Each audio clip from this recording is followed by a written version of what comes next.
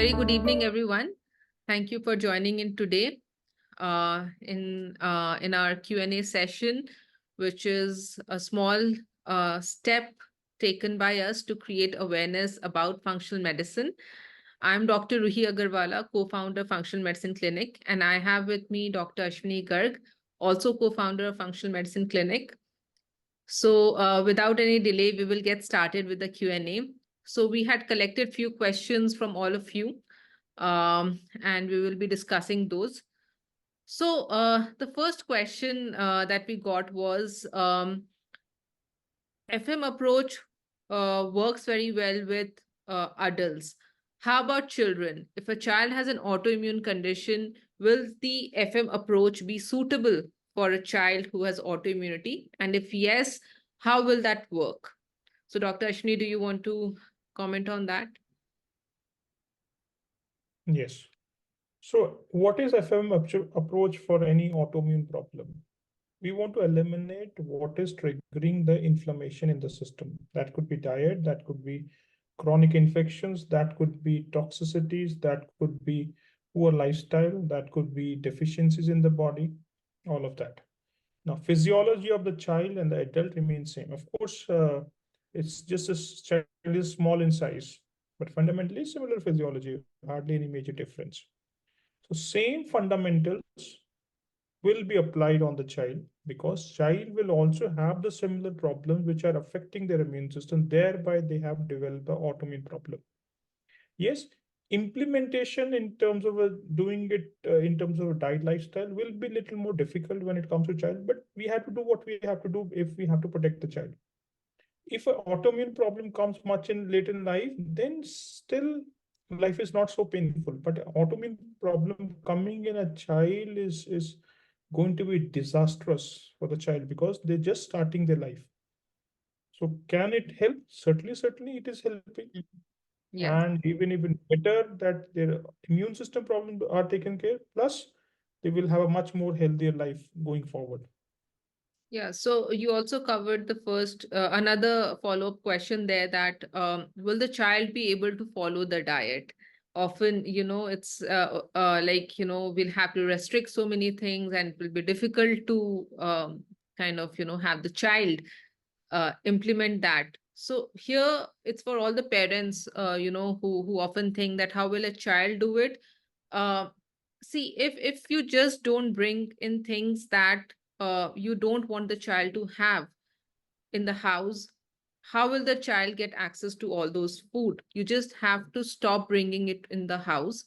And second is, as a parent, your child, if you are still eating everything that is restricted for the child, of course, the child will not be happy about it. So you will also have to be a part of his or her health journey. Anything you Also, I want would to add here? Yeah.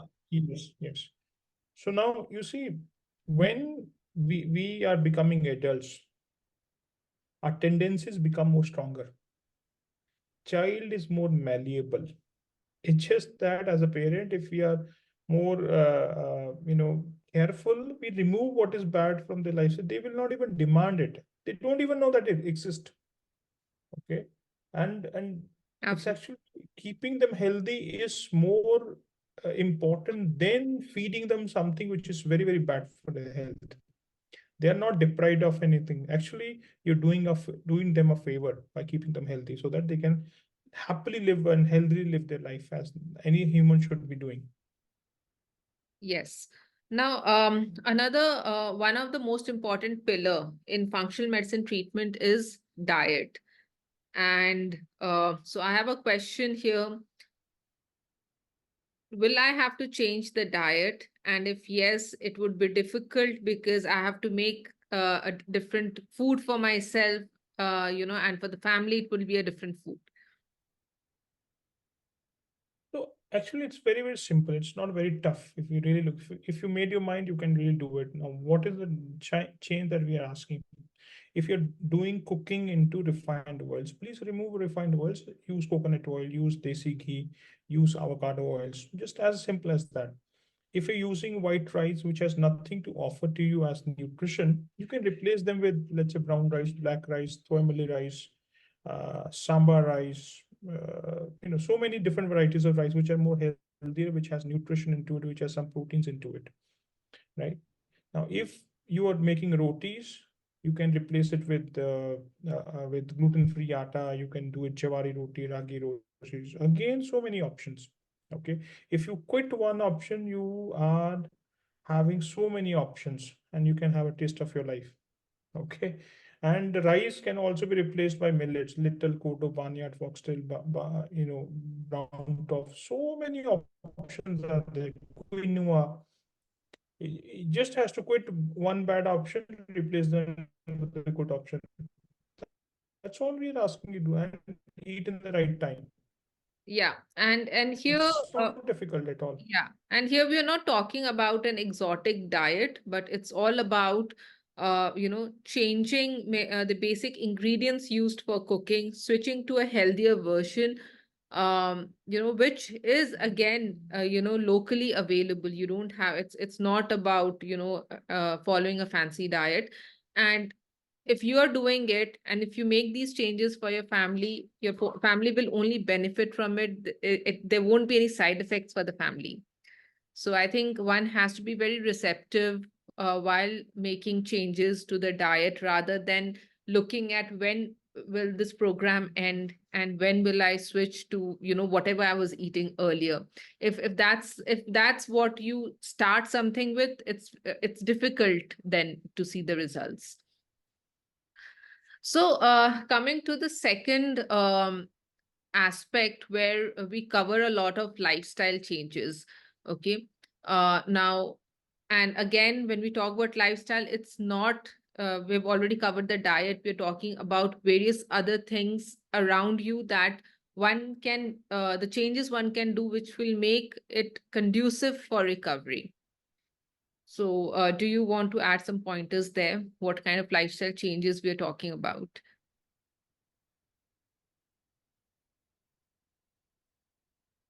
This earth and our physiologies are connected to the earth and the moon and the sun. Okay. Now, we have not come from outside that independent of this environment, we can be healthy. If we stay in this environment, the nature want us to be, we will be healthy. That's the lifestyle. The major disruption has happened in the area of lighting. Okay. Now, because we have artificial lighting, we don't bother to go under sunlight. Sunlight is a broad spectrum wavelengths, and this is a metabolic trigger for our body. That is how we kickstart our metabolism. If you don't get enough sunlight, you will have a problem. Your digestion will be a problem. On the top of that, body, when it comes evenings, when it comes dark, body goes into repair. Now, if we don't stay under dark or minimal light or don't sleep at the right time, we miss the bus to repair our body.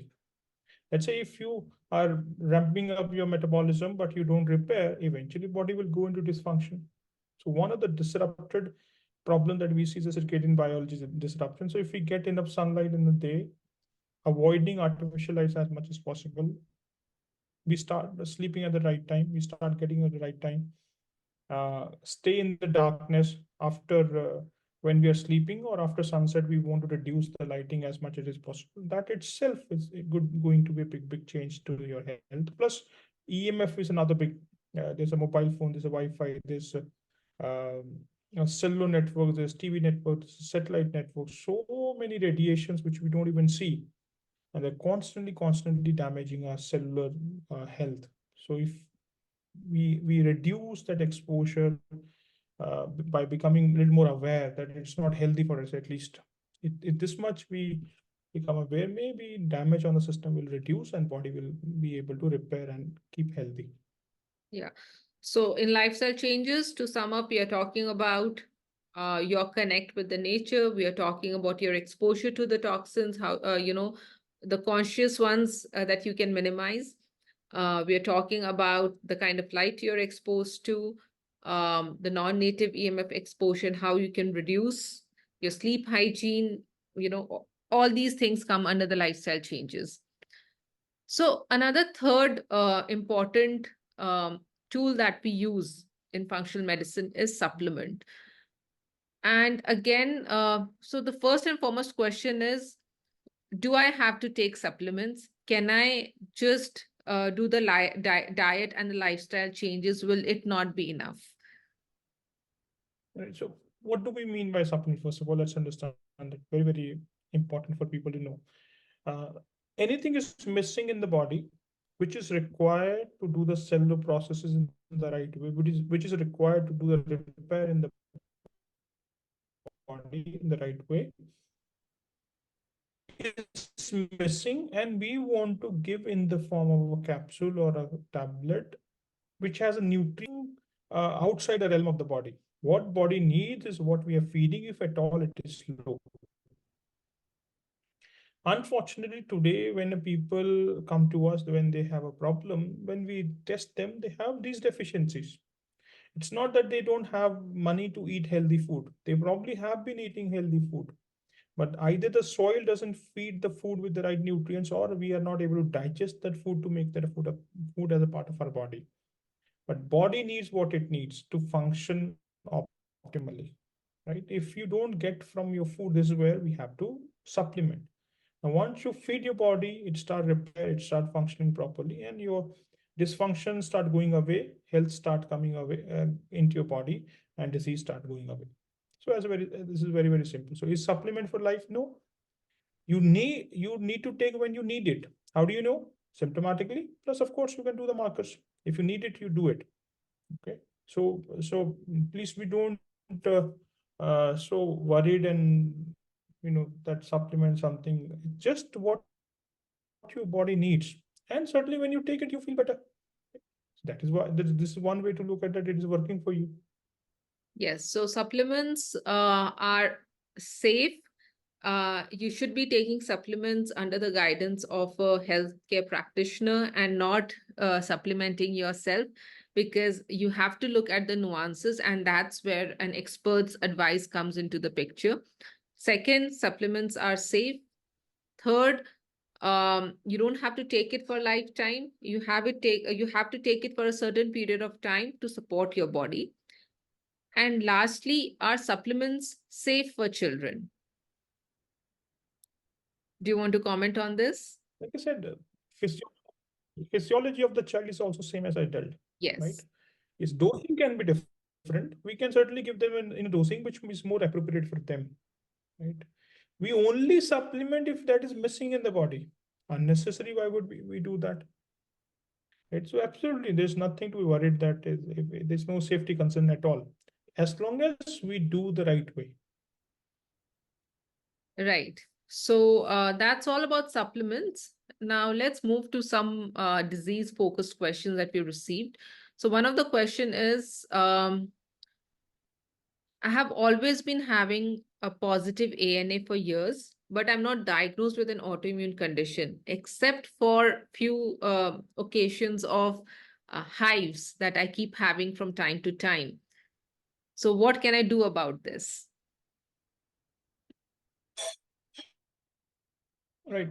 So first of all, we have to understand diagnosis. Diagnosis is something which is based on your symptoms and the problem your body is facing. Diagnosis does not tell what is wrong. Okay. That is one. Now, ANA positive itself, it means that you have an immune system problem. Autoimmunity is going on in your system. But then if this ANA keeps there for a much longer time, then there's a damage start happening on the joints. Then it becomes symptomatic. Then there's a diagnosis of rheumatoid arthritis will come up. Okay, not having a diagnosis as does not at this point of time does not mean there's not a problem. Now, ANA positive plus your hives means some urticaria, some inflammation is going on, right?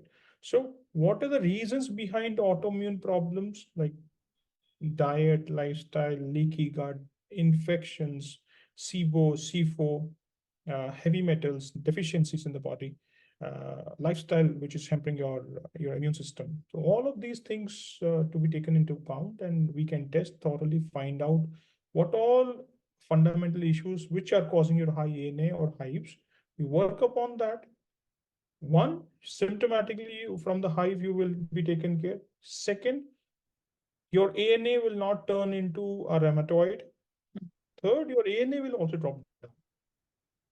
Yes, and that brings me to the next question where someone has asked that how will I know that, will my ANA be reduced if I follow the FM treatment? So yes, the ANA marker will start dropping. And how will you know that your autoimmune issue is improving? ANA marker dropping itself will be one big marker for you to understand that your autoimmunity is improving. And apart from that, your clinically your symptoms will improve as well. And then of course there are various other markers, the contributing factors which we will be assessing in the marker itself, which will also improve over a period of time. Now, when it comes to chronic conditions, many times when people come to us, they are already on certain medications, steroids, methotrexates, um, painkillers, etc. So I have a question. Do people ever get off methotrexate-like medications in such chronic illnesses?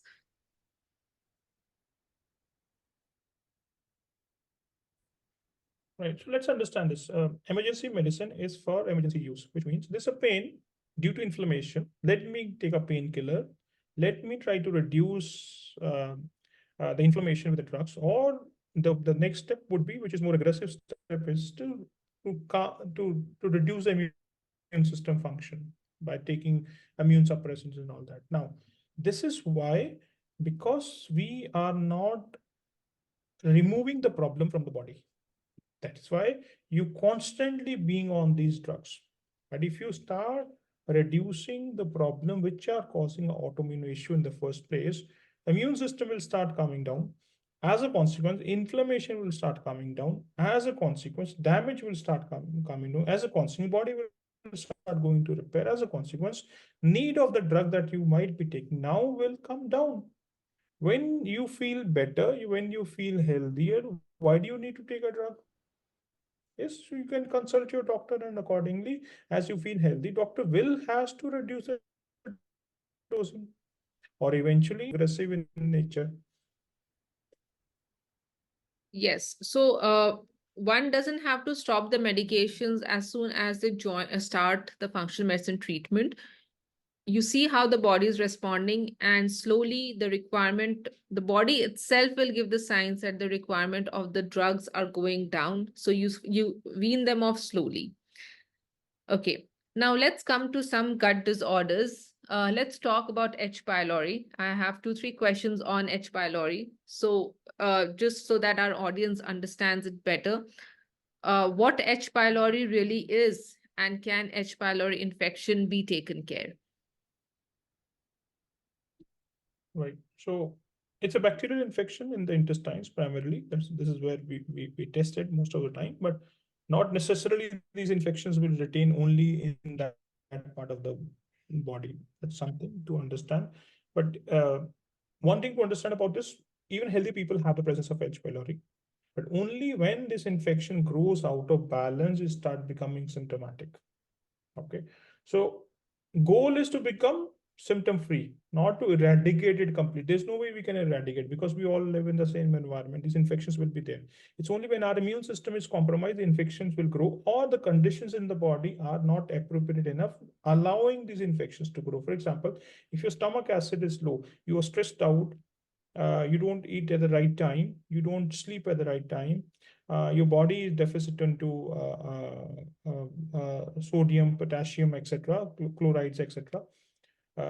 Used or we are aging, we stop producing enough stomach acid. This allows the H. pylori guy start growing, and it becomes out of the proportion. Then it becomes symptomatic, right? So can we make you healthy, symptom free? Certainly, it can be, right? As immune system is into balance, then H. pylori will not give you trouble. It has reduced to the below the threshold. But a lot of cases come to us, they have gone through multiple rounds of antibiotic treatment for H. pylori. It gets better, it comes back, gets better, comes back. So sustainable relief will only come when your immune system in place, right? So can you improve it? Certainly, certainly there's no, yeah, we don't see any problem that you can't, why can't you do it? Yeah. So Certainly you can do it. the approach to H. pylori treatment is not about attacking H. pylori, but more about making the gut environment healthy and also regulating your immune system so that the H. pylori does not get that environment to thrive. All right. So we have a question on ulcerative colitis. What would be the approach for treatment of ulcerative colitis, and can a person struggling with UC get better? Okay. So again, ulcerative colitis is another autoimmune problem affecting the intestines.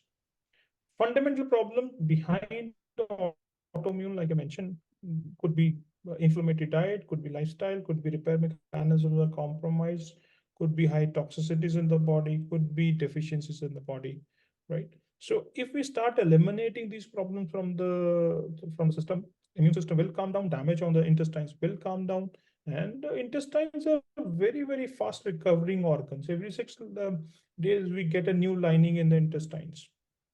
So recovery will be much dramatically fast as compared to other parts of the body, because these are metabolically very active cells in the intestines, and once the damage is reduced on them, they will recover beautifully.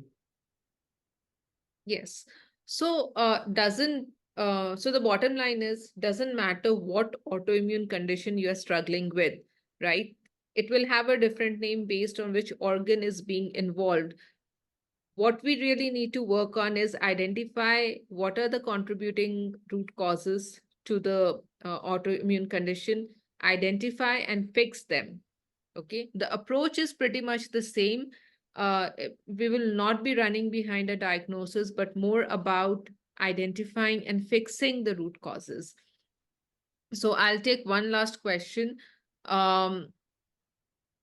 Many times people are struggling to lose weight, and they have tried all kind of things, but they have not lost weight. Okay, so what is different that so what difference would functional medicine do that it will help that person lose weight? Now, it's like a car engine, okay, which is broken. Because of that, it's not able to consume the fuel it has.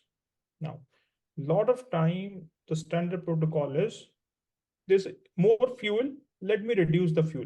Nobody's worried about the engine health.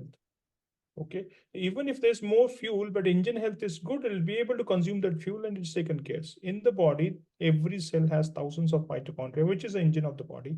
If this is compromised, how will you burn your fuel, right? So we are not restricting your fuels, we are ramping up your engines, which is we are improving your metabolic dysfunction, we are improving your metabolic health, we are increasing the number and the quality and size of the mitochondria by doing all different kind of nutritional therapies and lifestyle changes, so that whatever you are eating is converted in energy and it is not piling up in your body. That's one. Second, a lot of people with heavy weight, they have high inflammation because of various reasons. Until you work on that inflammation, you don't lose that water that you're holding in your body as inflammation, and it's very difficult. So you cut down your diet, but you don't lose because problem is somewhere else. It's not, the solution is not to cut calories. And it is not, another aspect to understand very beautifully is we we are told that this food has these many calories. Now, calories production is a metabolic activity produced by the mitochondria. You assume this has so many calories, but mitochondrial health is not taken into account. Yeah. It might not have same calories that you are told like that. Okay, it Yes. depends on your metabolic. Right. So we are so it's not just about the food we are eating, it's about how we are eating, how that food is being digested in the gut, how that food is being absorbed, and then finally being utilized by the mitochondria. So all these processes are in play, but if you're just looking at the calories of food being taken and how much you're working out, that maths will never work. And so far, you may have been struggling to lose weight because you've just been looking at this calculation of how much you're taking and how much you are working out. So one has to look at a very holistic approach, even when it comes to lose weight, and with the right efforts, one will definitely be able to do that. So, all right, with that, we come to the end of today's Q&A session. Thank you, everyone. And we will be coming up with more of such sessions. So stay tuned. If you're not a part of our WhatsApp community, please join. And you can also follow us on Instagram and Facebook. If any one of you are interested in joining the programs that we offer, you can connect with Dr. Meera. She has left her number in the chat. So thank you so much. Thank you. Thank you.